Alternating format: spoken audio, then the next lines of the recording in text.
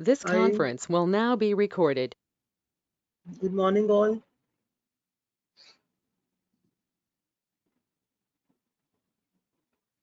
Hello, Good am I morning, sir. morning? Good morning. So, आज आपका city session है। I guess उसमें आपके ग्रुप में आप लोगों को टास्क दे दिए हैं करने, है ना? Yes, sir. या सो फॉर CFM, ये आपकी CFM की क्लास है। तो कन्वीनियंट फूड मेकर आज जो हम करेंगे वो है आपकी 4th यूनिट। जैसे कल हमने 5th यूनिट की थी, that is completely related to the sensory evolution. Now today we are going to do the 4th unit, that is cleaning and sanitation in kitchen, और इसको हम clean in place भी बोल सकते हैं, राइट? तो आज हम करेंगे cleaning and sanitation in kitchen. Basic rules जो हैं क्लीनिंग एंड सैनिटेशन के और क्लीनिंग एंड सैनिटेशन के आप सभी को बहुत अच्छे से पता है, ठीक है?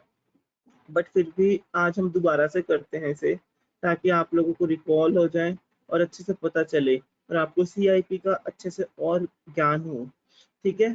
तो आई गेस हमें सेशन स्टार्ट करना चाहिए without wasting the time. Is my screen is visible to you?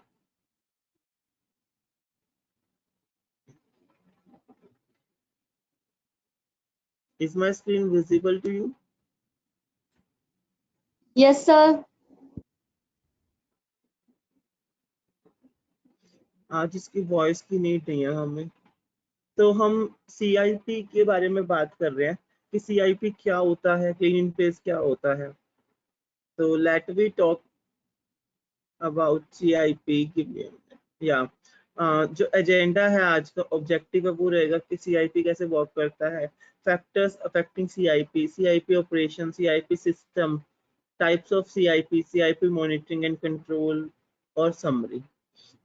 ठीक है कि CIP का मतलब आपको पता है, CIP is a clean in place. Clean in place का मतलब होता है जिस एरिया में हम हैं उसकी साफ सफाई।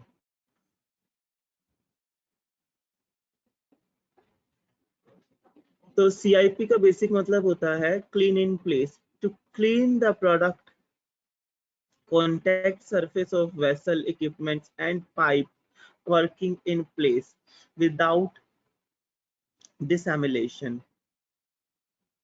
बेसिकली क्लीनिंग प्लेस का जो जो मेन सिद्धांत होता है वो बेसिकली हमारे पास होता है कि जो भी हम इक्विपमेंट्स, जो भी हमारे पास मशीनरीज हैं उनको साफ करना, और नॉट ओनली साफ करना, उनकी पाइपों को, उन जैसे यूजुअली हम क्या करते हैं, हम ऊपर ऊपर से हर एक चीज को साफ कर देते हैं, ठीक है ना? बट जो मेन जो गंदगी वाली चीजें होती है उन्हें हम साफ करना भूल जाते हैं। जैसे पाइपलाइंस के अंदर क्या होता है, पाइपों के अंदर फंगस या वो जो काई होती है वो जम जाती है, उसको अगर हम साफ नहीं करते तो ऐसे इतने बारीक एरियाज को ढूंढना, मशीनरीज के या जो भी इक्विपमेंट्स हम यूज कर रहे हैं उन्हें यूज करके उन्हें उन्हें वॉश करना, उन्हें अच्छे से साफ करना क्लीनिंग प्लेस का मेन महत्व है, सिद्धांत है हाइजीन और क्लीनिंग के लिए। जैसे कि बेसिकली अगर मैं आपको घरों से एग्जांपल दूं, हमारे घरों में आपने देखा होगा जो कढ़ाई वगैरह होती है ना हमारे घरों में, वो नीचे से ना सारी काली होती जाती है, नीचे से सारी काली हो जाती है, उनके ऊपर मोटी सी परत जमने लगती है, वो काली होती जाती है, काली होती जाती है अंदर से। ऐसा क्यों होता है? क्योंकि जो हमारे घर में जो भी बर्तन मांजने वाले होते हैं या फिर हमारी मदर्स होते हैं या कोई काम वाली आती है, वो क्या करती है, कढ़ाई को नीचे से रगड़ के साफ नहीं करती या उसके हैंडल्स को रगड़ के साफ नहीं करती, क्या करती है, अंदर अंदर से कढ़ाई को साफ करते हैं और बाकी उसको वॉश करके रख देते हैं।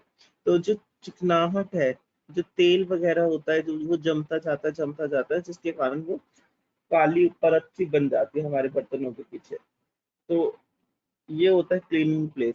अब बेसिकली क्लीनिंग प्लेस को करने के लिए हमें केमिकल्स की जरूरत होती है बहुत सारे, ठीक है, और सैनिटाइजर्स की जरूरत होती है।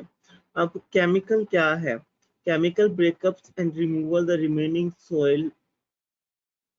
बेसिकली केमिकल क्या करता है? केमिकल कहीं पे भी अगर हम अप्लाई करते हैं तो वो क्या करता है, जो डर्ट है ना उसको छोटे छोटे टुकड़ों में तोड़ देता है और उसको सरफेस से अलग कर देता है। जिस सरफेस पे डर्ट चिपकी हुई है ना, उस सरफेस से उस डर्ट को अलग करता है केमिकल। तो केमिकल में हम यूज कर सकते हैं साबुन, डिटर्जेंट, है ना, और लिक्विड सोप, ये सब हम केमिकल में यूज करते हैं। अब बात है सैनिटाइजर।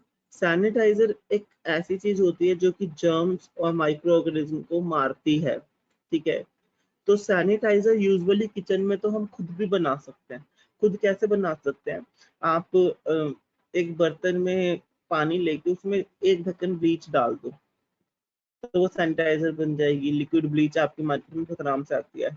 अच्छा, आप ब्लीच नहीं डाल रहे तो आप विनेगर का भी यूज कर सकते हो। पानी के अंदर विनेगर मिला के और वो आप उसका पोछा लगा लो या उसको, तो वो भी एज अ सैनिटाइजर एक्ट करता है, राइट।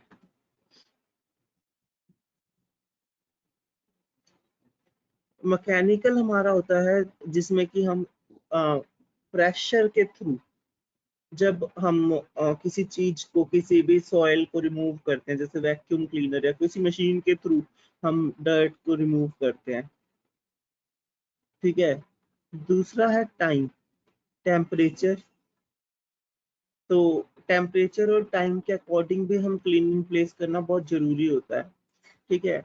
अब आता है हमें, हम करते कैसे हैं सीआईपी ऑपरेशंस। सीआईपी ऑपरेशंस में अगर आप देखेंगे तो सबसे पहले वही हमें बताते हैं रिंस करना है, मतलब कि किसी भी चीज को गीला करना है या फिर उसको हल्का सा,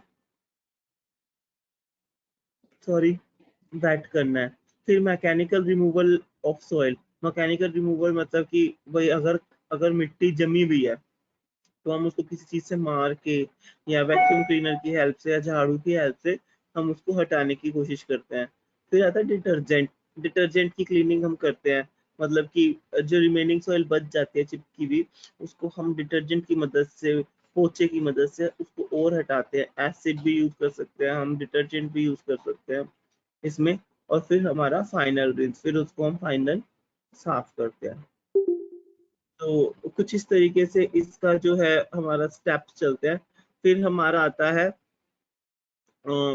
सैनिटाइजेशन आखिरी में फाइनल रिंस के बाद। तो प्री रिंस हम मैकेनिकली करते हैं, डिटर्जेंट हम क्लीनिंग के थ्रू करते हैं, और एसिड और हम कुछ भी यूज कर सकते हैं। और वॉशिंग हम जब फाइनल वो करते हैं, पोछा लगाते हैं, उसके बाद सैनिटाइज हम कोल्ड हॉट कैसे भी कर सकते हैं। Now, did you know the key parameters to ensure the effectiveness of CIP system is must be in place, like turbulence, time, temperature.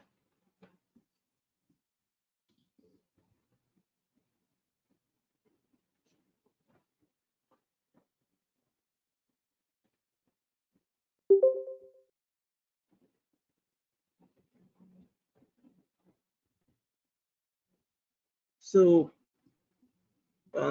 Typical CIP times, मतलब कि हमें टाइम के अकॉर्डिंग सीआईपी करनी चाहिए। टाइमली किचन के अंदर आप देखोगे, किचन के अंदर ना टाइमली काम होता है। अगर टाइमली काम नहीं होगा किचन के अंदर तो किचन हमारी व्यर्थ होगी, वेस्ट होगी, ठीक है। तो ऐसे ही हम जैसे प्री रिंस हमें करना है तो उसका कितना टाइम होना चाहिए, ठीक है।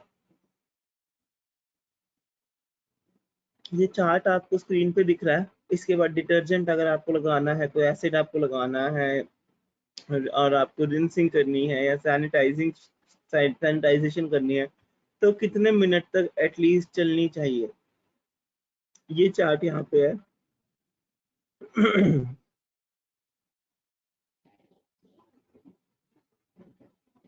अब हम बात करेंगे क्लीनिंग प्लेस प्रोसेस की।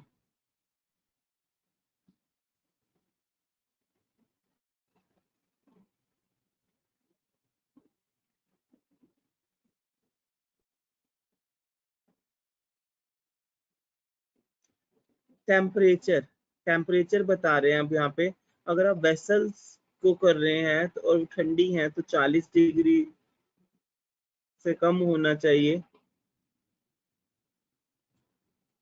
कौन कौन से डिटर्जेंट्स आप यूज कर सकते हैं?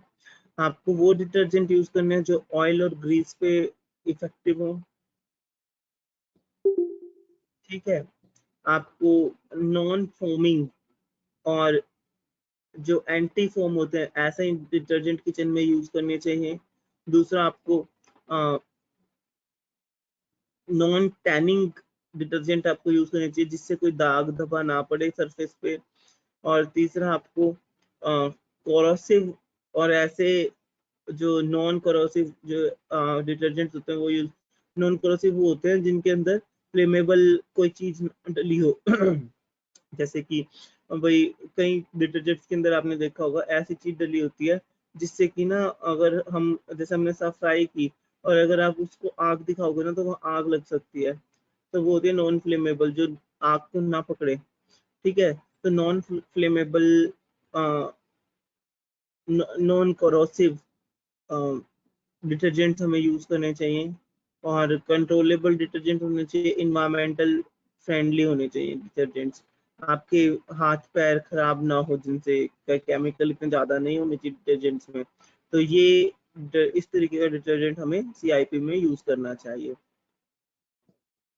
अब हम बात करें कास्टिक डिटर्जेंट्स की। कास्टिक डिटर्जेंट्स क्या होते हैं, ठीक है।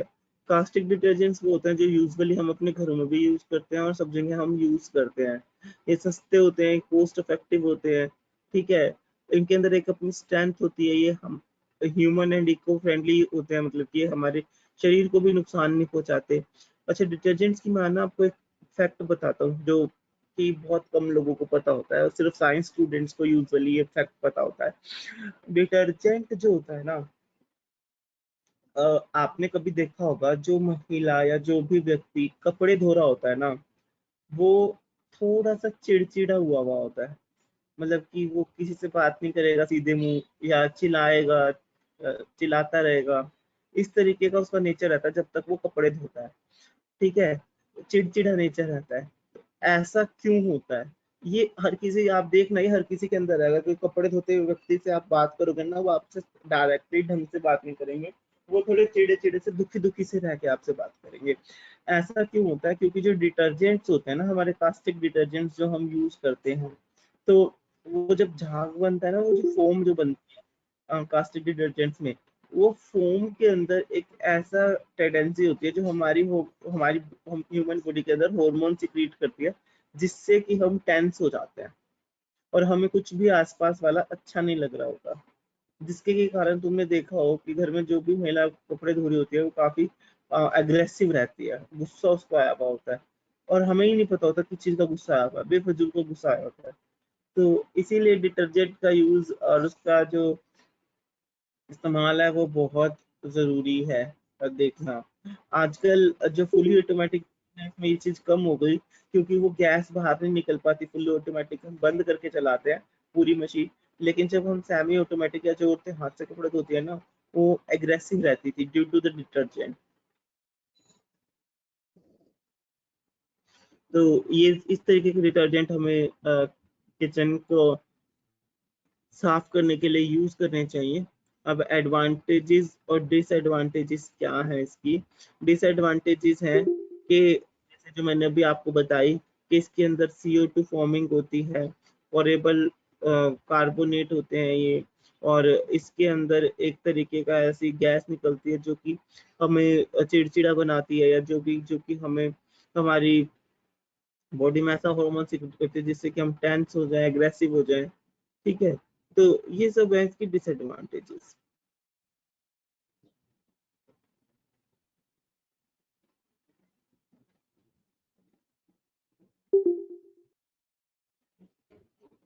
नाउ एसिड डिटर्जेंट्स की अगर हम बात करें, एसिड डिटर्जेंट्स के एडवांटेजेस एंड डिसएडवांटेजेस क्या होती हैं?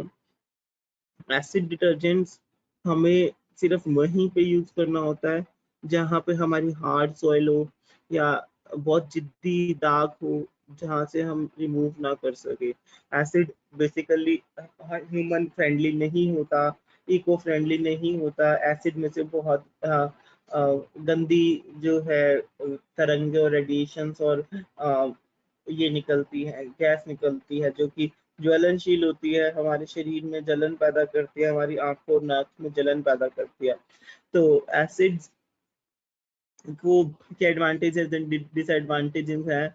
effective at removal of inorganic scale, not degrade by CO2, not affected by water hardness, lends itself to automative control by conductivity meter, effective in low soil environment, and readily rinsed.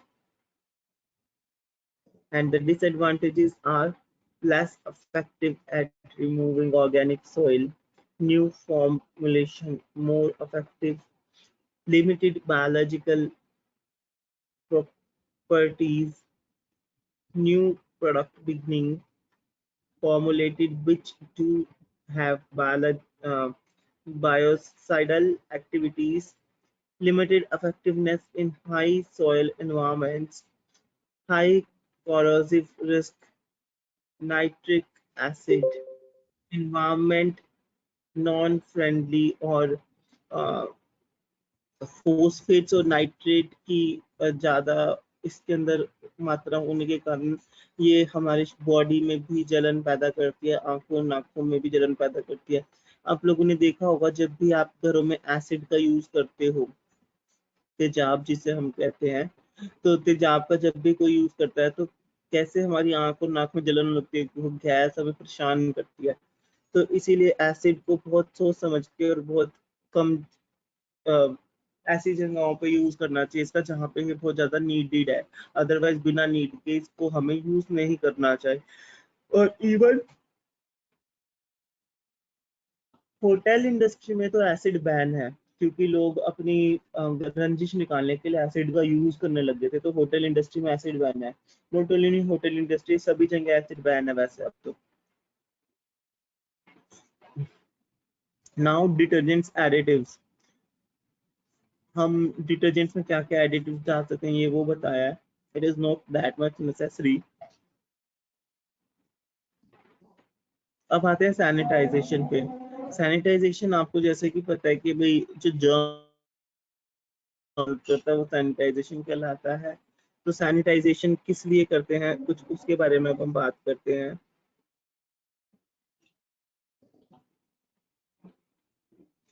effective against the target organism, fast acting, low hazard, low corrosive, non tainting, non effect on head retention, acceptable form characteristics.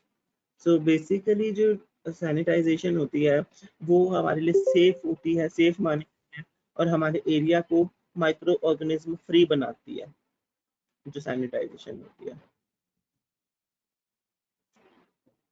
Now chlorine dioxide, hydrochloride, iodophor, acid एनियोनिक, ये सब जो है ये sanitisers हैं। ये सब वो chemicals हैं जो कि हम पानी के अंदर मिला दें तो सैनिटाइजर बना सकते हैं खुद से। और किचन के अंदर दो मिलने वाली दो चीज मैंने आपको बताई है, फिटकरी, विनेगर और ब्लीच। इन तीन चीजों से भी हम सैनिटाइजर खुद का बना सकते हैं। अब इसके यूज के बारे में बात करते हैं कि सीआईपी सिस्टम में क्या है। सिंगल यूज इसका होता है और रिकवरी हम कर सकते हैं टैंक लोकेशन, हम कर सकते हैं। सो बेसिकली ये है हमारा पूरा सीआईपी सिस्टम। इसके अंदर मेन जो ध्यान है वो सारे बड़े इक्विपमेंट्स मशीनरीज का भी रखा जाता है।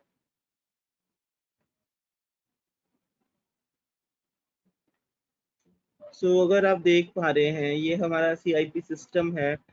सीआईपी सिस्टम के अंदर किस तरीके से मतलब कि पानी को कंडक्टिविटी, रिटर्न, स्टीम, ये सब इन्होंने दिखाया है कहाँ पे हम जो है डिटर्जेंट्स का यूज करते हैं और क्या क्या हम करते हैं। तो ये बेसिक मॉडल है सीआईपी का।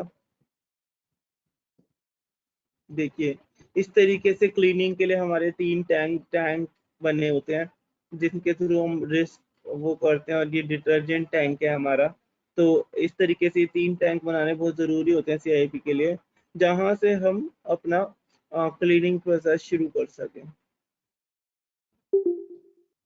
जैसा कि आप देख रहे हैं, तो बड़ी बड़ी इंडस्ट्री में तो ये पूरे टैंक बना के रखते हैं, 2 वाटर के होते हैं, एक डिटर्जेंट का होता है, जो कि क्लीन इन प्लेस के लिए बहुत ज़्यादा सहायक होते हैं।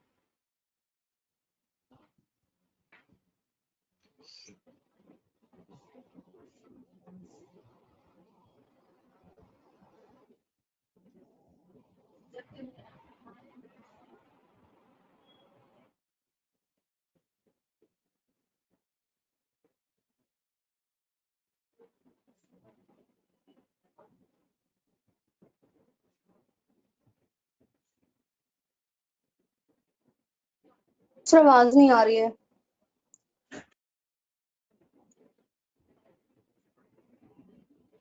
हेलो हेलो हेलो, आवाज आ रही है मेरी? हेलो। यस सर, अभी आई, उससे पहले नहीं आ रही थी, रुक गई थी। हाँ, तो CIP के जो टैंक बनाए जाते हैं उनकी साइजिंग के बारे में हम बता रहे हैं।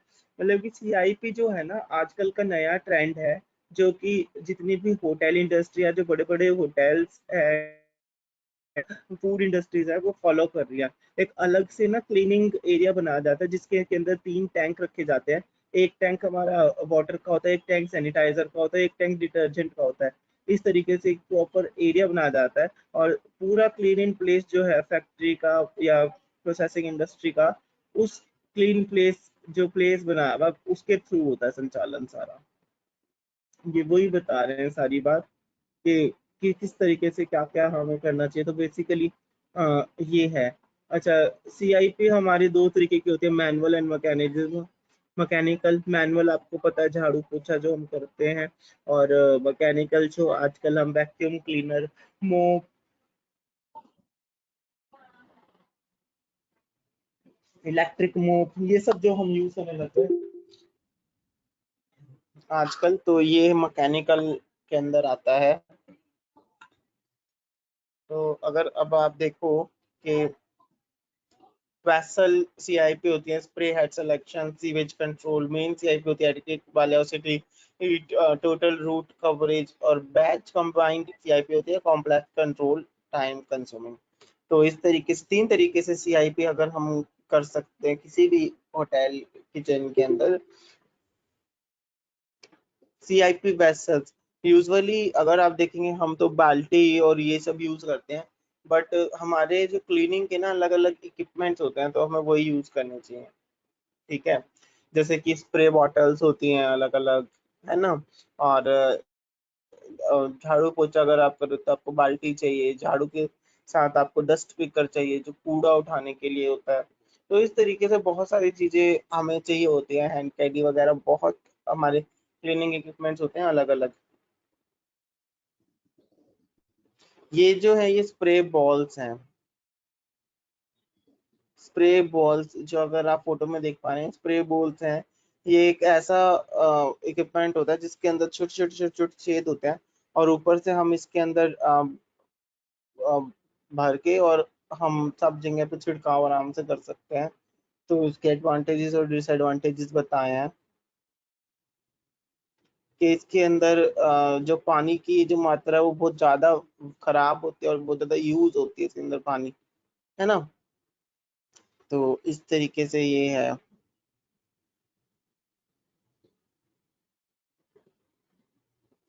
बेसिकली ये अभी क्या कर रहे हैं, ये जो इक्विपमेंट्स होते हैं क्लीनिंग के लिए वो बता रहे हैं।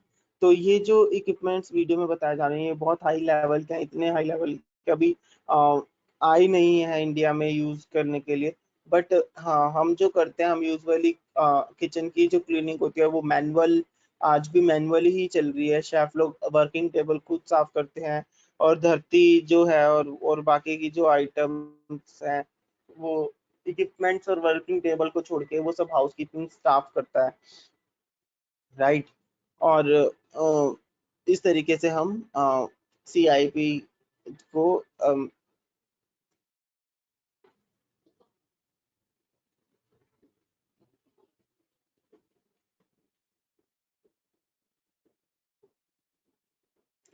बेसिकली क्लीनिंग मशीन्स जो है आप सभी को पता ही है, जो हम सफाई करने के लिए जो मशीनें यूज करते हैं वो क्लीनिंग मशीन कहलाती है, ठीक है। और क्लीनिंग मशीन में हमारे पास बहुत सारे जैसे कि बहुत सारी चीजें आती हैं, जैसे कि वैक्यूम क्लीनर हो गया, हमारे पास मोप होते हैं, हमारे इलेक्ट्रिक मोप आ रहे हैं आजकल हमारे पास, ठीक है। स्क्रबिंग मशीन्स होती हैं। तो इस तरीके से फ्लोर स्क्रबर जिसे हम कहते हैं, तो ये सब हमारी मशीनरीज होती हैं जो हम क्लीनिंग के लिए यूज करते हैं। इसके अलावा जो हमारे वर्किंग टेबल्स होते हैं किचन की, और जो इक्विपमेंट्स होते हैं, उनको तो हम डस्टर से ही साफ करना पड़ता है और उसी से ही सैनिटाइज करना पड़ता है। और हमेशा याद रखना कि वी कांट यूज फिनाइल और डिटर्जेंट्स ऑन वर्किंग टेबल। हम वर्किंग टेबल के ऊपर फिनाइल या डिटर्जेंट यूज नहीं करते कभी भी। हमेशा वर्किंग टेबल को फिनाइल और डिटर्जेंट से बचाना है ड्यू टू क्रॉस कंटामिनेशन, ताकि क्रॉस कंटामिनेशन ना हो वहाँ पे, क्योंकि फिनाइल की स्मेल होती है अपनी, तो वो खाने के अंदर चली जाएगी अगर हमने वर्किंग टेबल को फिनाइल का पोछा लगाया है तो कभी फिनाइल का पोछा वर्किंग टेबल पे नहीं लगाना। वर्किंग टेबल पे सिर्फ हम सैनिटाइज कर सकते हैं। सैनिटाइज भी इसलिए क्योंकि सैनिटाइजर जो है साथ के साथ हवा में उड़ जाता है, उसकी कोई खुशबू नहीं रह जाती, इसलिए हम सैनिटाइज करते हैं जस्ट गीला कपड़ा लगा के। और बाई चांस अगर आपको वर्किंग टेबल के ऊपर यूज करना पड़ रहा है डिटर्जेंट, कई बार ऐसा होता है बहुत कुछ जम जाता है, गंदी हो जाती है, तो आपको डिटर्जेंट की मदद लेनी पड़ती है। तो डिटर्जेंट की मदद जब भी आप वर्किंग टेबल पे लेंगे तो उसको वॉश हमेशा गर्म पानी से करेंगे, ठीक है। गर्म पानी से अच्छे से रगड़ के साफ रिंस करेंगे, वॉश करेंगे, ताकि जो डिटर्जेंट की स्मेल है वो निकल जाए, ठीक है। तो इस तरीके से जो है हम क्लीन इन प्लेस करते हैं अपने एरिया में। तो this is all about clean in place. इसके अलावा जो फोर्थ यूनिट में आपके पास है हाइजीन एंड सैनिटेशन। तो hygiene and sanitation I don't think कि हमें दोबारा से करने की जरूरत है, बिकॉज हाइजीन एंड सैनिटेशन का जो एक पार्ट था क्लीन इन प्लेस वो तो मैंने आपको आज करा दिया। बाकी हाइजीन एंड सैनिटेशन के बारे में आप लोग बहुत अच्छे से जानते हैं, बहुत ही अच्छे से, राइट। हाइजीन एंड सैनिटेशन के बारे में आप लोग जानते हैं ना।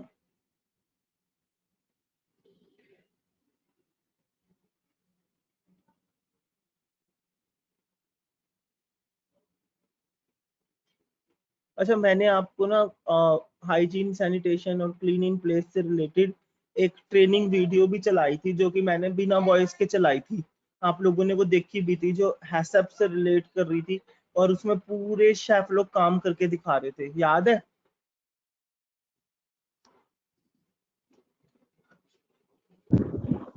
हाँ जी सर, याद है। तो वो वीडियो पूरी आपकी हाइजीन एंड सैनिटेशन से रिलेटेड है। मैं आपको वो वीडियो दोबारा से विद वॉइस सुना देता हूँ आज, ताकि आपकी जो सारी चीजें हैं वो रिकॉल हो जाए, ठीक है।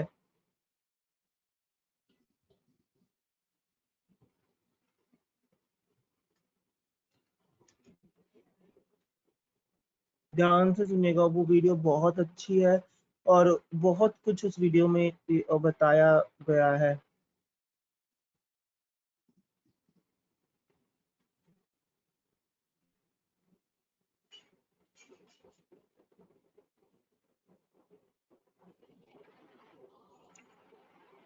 ट्रेनिंग पहले नहीं प्राप्त किया है। यह प्रशिक्षण आपके सेवा काल में चरणबद्ध रूप से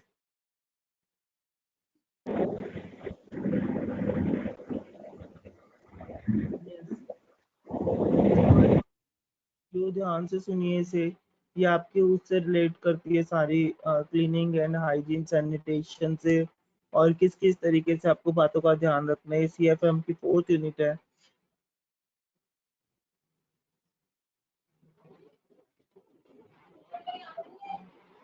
आयोजित किया जाएगा, आवाज आ रही जिसका है? पहला चरण जो आज आयोजित होने जा रहा है आ रही है वो सर। लगभग पौन घंटे से लेकर 1 घंटे का होगा। भोजन यानी खाद्य जीवन की मूलभूत आवश्यकता और जिंदगी की खुशियों में से एक है। विशेषकर यदि मित्रों और परिवारजनों के साथ भोजन किया जाए तो ये खुशी और भी कई गुना ज्यादा बढ़ जाती है।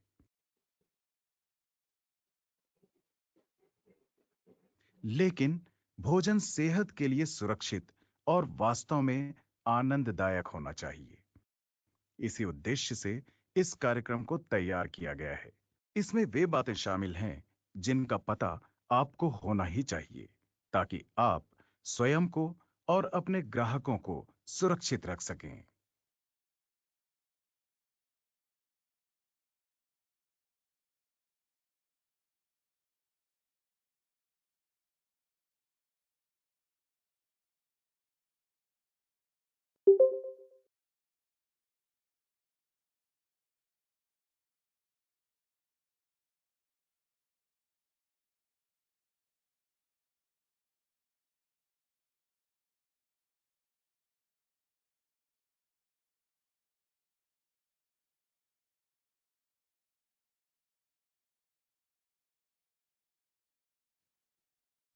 खाद्य सुरक्षा कार्यक्रम।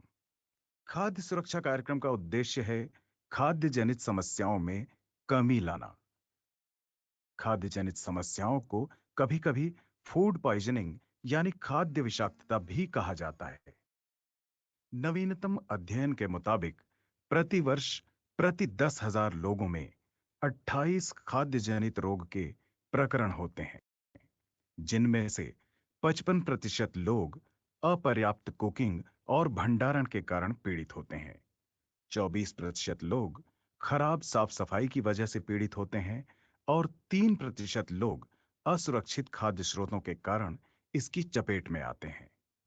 इनके अलावा बहुत से भोजन विषाक्तता के प्रकरण या तो दर्ज नहीं हो पाते या फिर जिनकी सूचना नहीं दी जाती, क्योंकि पीड़ित लोग बहुत हल्के लक्षणों से पीड़ित होते हैं और जल्दी ही ठीक भी हो जाते हैं। देखते हैं कुछ तथ्य। भोजन की एक बड़ी मात्रा प्रदूषित होती है खराब हैंडलिंग के कारण, निर्माण के दौरान, प्रसंस्करण, परिवहन के दौरान, तैयारी के दौरान और या फिर भंडारण के समय। आइए देखते हैं खाद्य परिसरों में कैसे खाद्य निरीक्षकों के द्वारा वर्ष में 1 या 2 बार निरीक्षण करके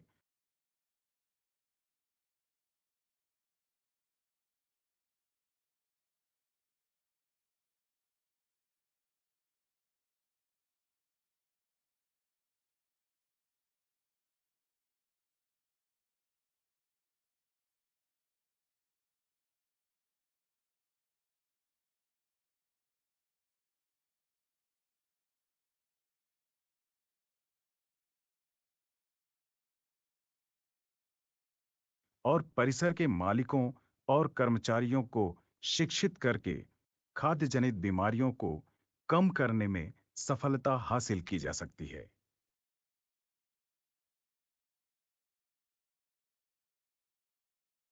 इस चरण में जो विषय शामिल हैं वे हैं भोजन सुरक्षा, इसकी कार्यविधि और दुष्प्रभाव, भोजन तापमान हैंडलिंग एक श्रेष्ठ अभ्यास के रूप में, खतरनाक तापक्रम स्तर, खपत के विभिन्न चरण जिससे भोजन या खाद्य गुजरता है, जिनमें शामिल हैं क्रय, भंडारण, पकाना, परोसा जाना, व्यक्तिगत स्वच्छता, स्वच्छता और अस्वच्छता कारक आदतें, हाथ धोने की तकनीक और कब हाथ धोना चाहिए।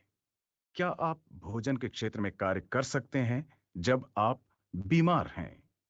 सफाई और स्वच्छता, कीटनाशन और कचरों का प्रबंधन। चलिए शुरुआत करते हैं खाद्य सुरक्षा से। खाद्य सुरक्षा क्या है? भोजन को इस ढंग से तैयार करना या पकाना और भंडारण करना कि वो ऐसे हानिकारक बैक्टीरिया और टॉक्सिन्स से मुक्त रह सके जो भोजन को असुरक्षित बनाते हैं। या वे परिस्थितियां और बातें या व्यवहार जो खाद्य जनित बीमारियों और खाद्य प्रदूषण से बचाने के लिए गुणवत्ता का संरक्षण करते हैं। अब देखें ये कैसे कार्य करता है। देखें यह कैसे कार्य करता है। कार्य। भोजन कई तरह से प्रदूषित हो सकता है। कुछ भोज्य उत्पादों में पहले से ही बैक्टीरिया या परजीवी रहते हैं। पैकेजिंग के दौरान जीवाणु या जर्म्स फैल या पनप सकते हैं यदि सही प्रहस्तन नहीं किया जाए। सही ढंग से नहीं पकाया जाना या सही ढंग से भंडारण नहीं किया जाना प्रदूषण का कारण बन सकता है। उचित प्रहस्तन और भोज्य पदार्थों की सही तैयारी खाद्य जनित रोगों को बहुत ही कम कर देते हैं। और अब देखें इसके दुष्प्रभाव यानी साइड इफेक्ट्स।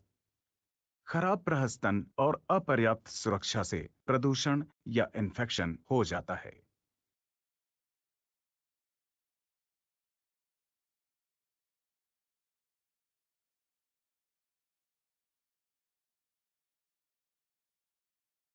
खाद्य जनित रोगों के लक्षण कई प्रकार के होते हैं, लेकिन जिन बीमारियों की आशंका होती है वे हैं पेट दर्द, सिर दर्द, बेचैनी, उल्टी या दस्त।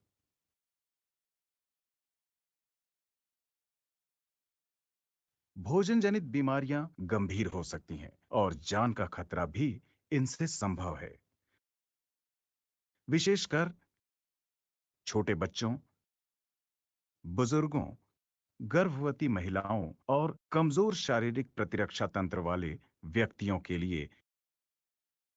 प्रशिक्षण के अगले क्रम में है भोजन प्रहस्तन तापमान एक श्रेष्ठ उपाय। भोजन को यथासंभव कम से कम हैंडलिंग यानी कम से कम प्रहस्तन किया जाना चाहिए।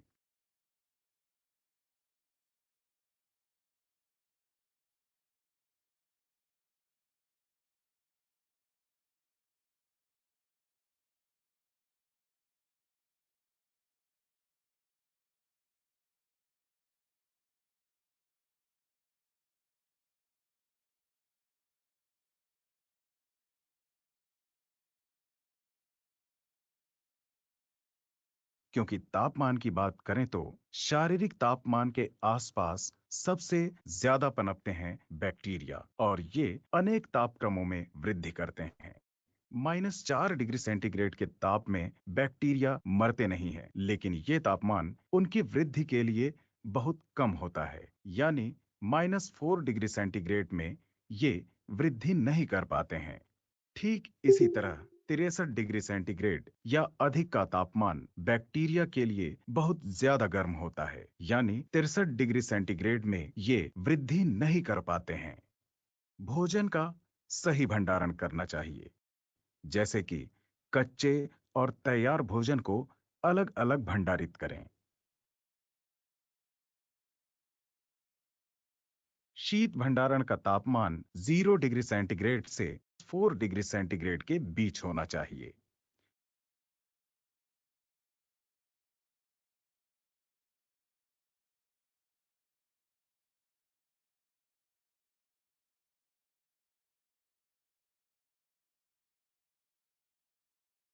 प्रशीतित यानी फ्रोजन भंडारण का तापमान -18 डिग्री सेंटीग्रेड होना चाहिए।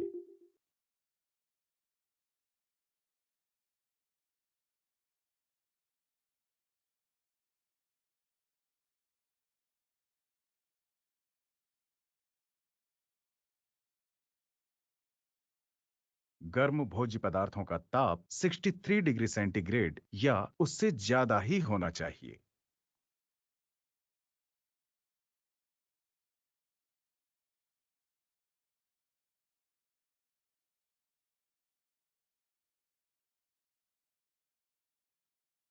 और अब देखें डेंजर जोन यानी खतरनाक क्षेत्र।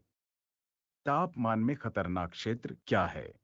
तापमान में 4 डिग्री सेंटीग्रेड से लेकर 60 डिग्री सेंटीग्रेड के मध्य का तापक्रम, जिसमें कि बैक्टीरिया और साथ ही साथ रोग उत्पन्न करने वाले अन्य सूक्ष्म जीवाणु वृद्धि करते हैं, जीवित रहने में सफल होते हैं।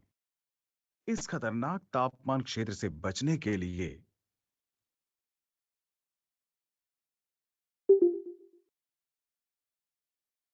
भोज्य पदार्थों को बाहर में बिना देखभाल के नहीं छोड़ना चाहिए।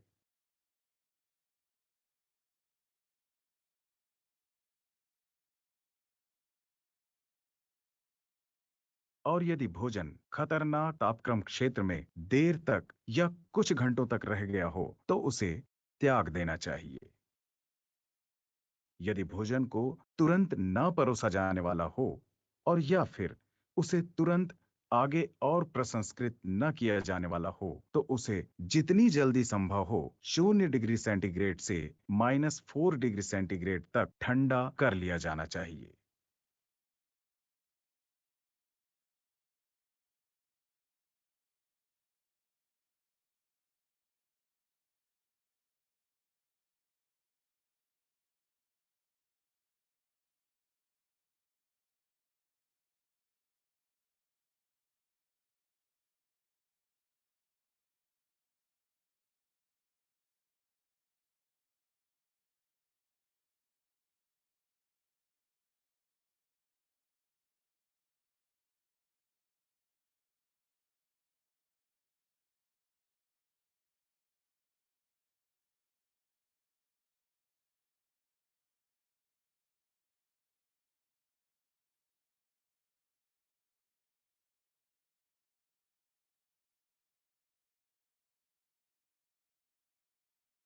यदि भोजन को तुरंत न परोसा जाना हो या ठंडा न किया जाना हो तो उसका ताप 63 डिग्री सेंटीग्रेड या उससे अधिक बनाए रखना चाहिए। इससे बैक्टीरिया की वृद्धि रुक जाती है।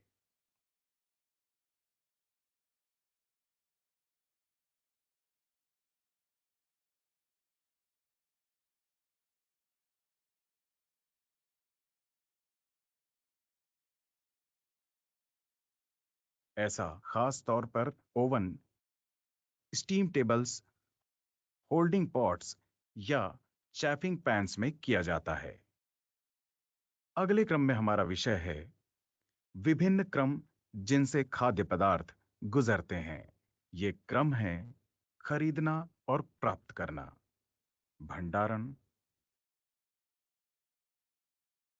पकाया जाना, परोसा जाना, व्यक्तिगत स्वच्छता,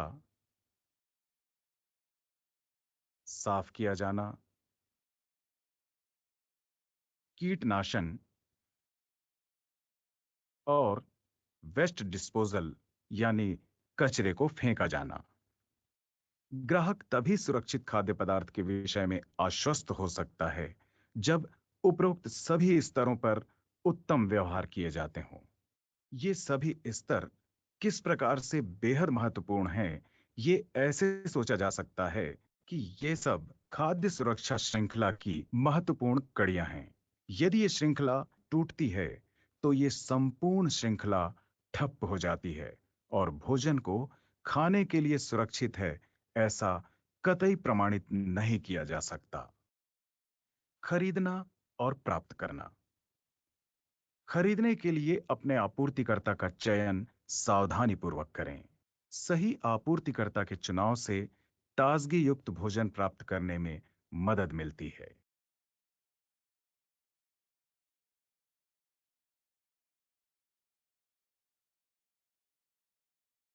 जबकि भोजन को लेते वक्त जो सावधानियां रखनी चाहिए वो हैं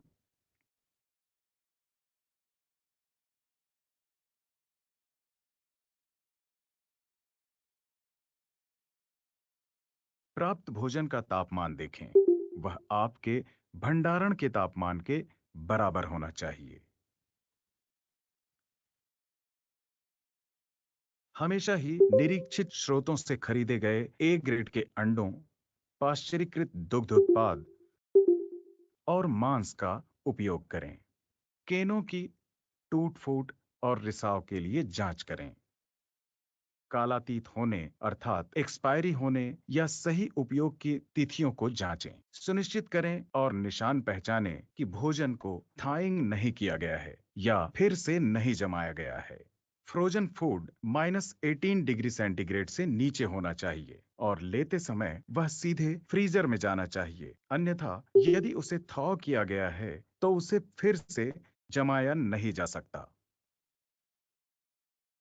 उत्पादों की खराबी, कीड़ों या मैल के लिए जांच करें।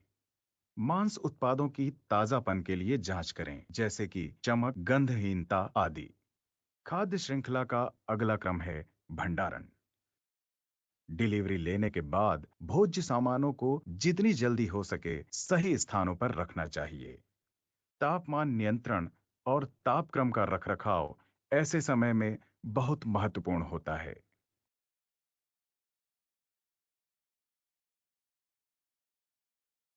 जमे हुए भोज्य का भंडारण -18 डिग्री सेंटीग्रेड पर होना चाहिए।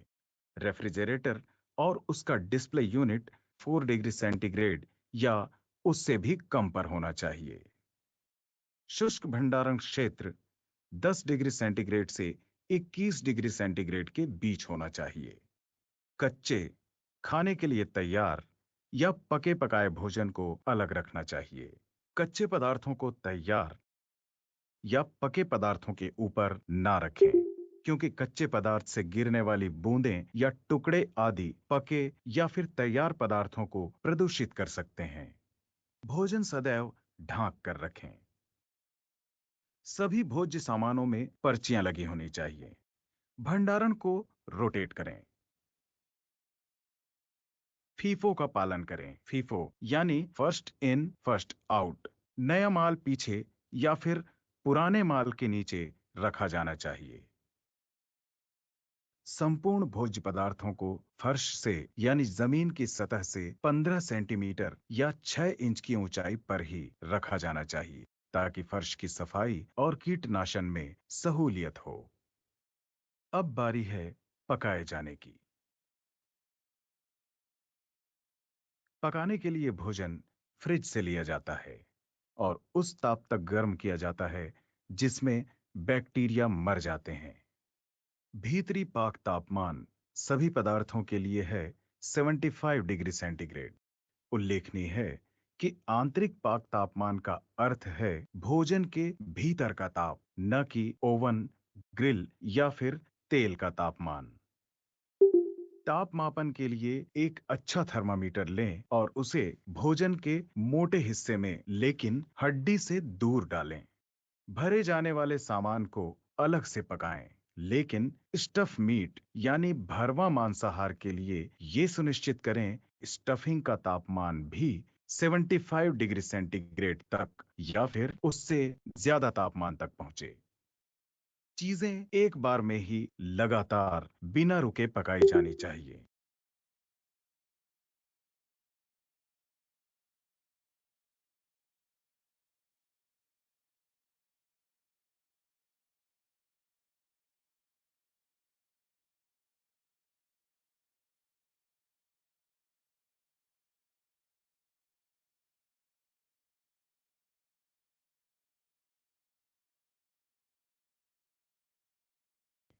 ओवन, फ्रायर आदि को ओवरलोड नहीं करना चाहिए, क्योंकि ओवरलोड की स्थिति में ऊष्मा सभी तरफ एक समान नहीं फैल पाता। ऐसे भोजन को पकाते समय जिसमें कि एक से अधिक मिश्रित मांसाहार शामिल हों, पूरे मांसाहार को अधिकतम ताप पर पकाएं। भोज्य परिसर नियमन के अनुसार न्यूनतम आंतरिक पाक तापमान है। पूरे पोल्ट्री के लिए यानी साबुत मुर्ग के लिए 82 डिग्री सेंटीग्रेड या 180 डिग्री फ़ारेनहाइट। पोल्ट्री जो साबुत नहीं यानी टुकड़े या कतरे हुए 74 डिग्री सेंटीग्रेड अर्थात 165 डिग्री फ़ारेनहाइट। कतरे हुए मांस मुर्ग को छोड़कर इसके लिए तापक्रम है 71 डिग्री सेंटीग्रेड या 160 डिग्री फ़ारेनहाइट। सूअर का मांस साबुत 71 डिग्री सेंटीग्रेड अर्थात 160 डिग्री फ़ारेनहाइट। मछली मछली पकाने के लिए तापक्रम है 70 डिग्री सेंटीग्रेड अर्थात 158 डिग्री फ़ारेनहाइट। सुविधा और सरलता के लिए याद रखा जा सकता है कि साबुत मुर्ग को छोड़कर अन्य सभी के लिए न्यूनतम भीतरी पाक तापमान है 75 डिग्री सेंटीग्रेड यानी 75 डिग्री सेंटीग्रेड। और अब देखें परोसा जाना। ग्राहकों को चाहे परोसा जाए या फिर वे स्वयं परोसें, ध्यान रहे भोज्य प्रदूषित न हो और तापमान में अधिक परिवर्तन न हो। परोसने वाले व्यक्तियों को छुरी, कांटा व चम्मच के उपयोग की तरफ नहीं छूना चाहिए। कप व गिलास को उनके बॉटम या हैंडल से पकड़ें, उनके रिम से न पकड़ें। परोसने के लिए दस्ताने, चिमटे और बर्तनों आदि का प्रयोग करें। अब देखें स्वयं सेवा या बफे। पर्याप्त चम्मच या चिमटे रखें ताकि ग्राहक अपने हाथों का इस्तेमाल करने के लिए प्रेरित न हो। भोजन को छींक गार्ड या अन्य शील्डिंग की सहायता से बचाकर बफे काउंटर में रखें। पुराने और नए खाद्य को न मिलाएं। सुनिश्चित करें कि सही ठंडा व सही गर्म तापमान बफे काउंटर पर हमेशा रहे। अब देखें व्यक्तिगत साफ सफाई एक अच्छी आदत। भोजन पदार्थों के वातावरण में कार्य करने के पूर्व कामगारों को तय करना चाहिए कि वे स्वयं व्यक्तिगत रूप से भोज्य को जोखिम में न डाल सकें और स्वच्छता के द्वारा उच्च स्तरीय स्टैंडर्ड्स का उदाहरण प्रस्तुत करना चाहिए। खाद्य कर्मियों को हल्के रंग के कपड़े पहनना चाहिए क्योंकि उनमें जमा धूल जल्दी दिख जाती है और धूल में सूक्ष्म जीवाणु हो सकते हैं। हल्के रंग कार्मिकों को उनके कपड़ों को छूने से या हाथ पोंछने से हतोत्साहित। So, फ्रेंड्स, ये वीडियो हम कंटिन्यू करेंगे अपने 3 से 4 वाले सेशन में आज, जिसमें कि हम क्लीनिंग से रिलेटेड और भी आगे करेंगे, सो दैट हमारा एक क्लीनिंग वाला जो चैप्टर है ये पूरा हो जाए। ठीक है, तो क्योंकि अभी टाइम हो चला है तो ये वीडियो हम आगे कंटिन्यू करेंगे। अभी 20-25 मिनट की और बाकी है ये वीडियो। ठीक है, और पहले भी आपने ये वीडियो पूरी देखी हुई है, सो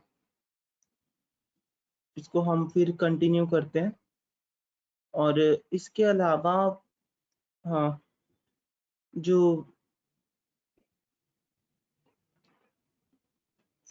हाइजीन एंड सैनिटेशन रूल्स हैं, ये आप मुझे बताएंगे 3 से 4 वाली क्लास में, क्योंकि आप बहुत बार पढ़ भी चुके हैं पहले, राइट। मैं अटेंडेंस लगा रहा हूँ अभी आपकी, just give me a minute, मैं वो खोल लूँ। CFM 15 दिनेश टागर,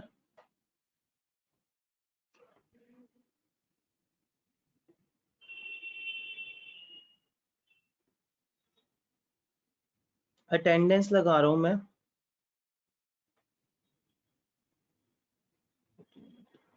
दिनेश टागर,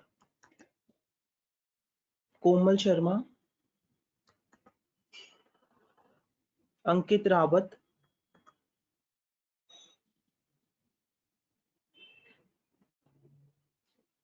सुबेदीन, नरेंद्र कुमार,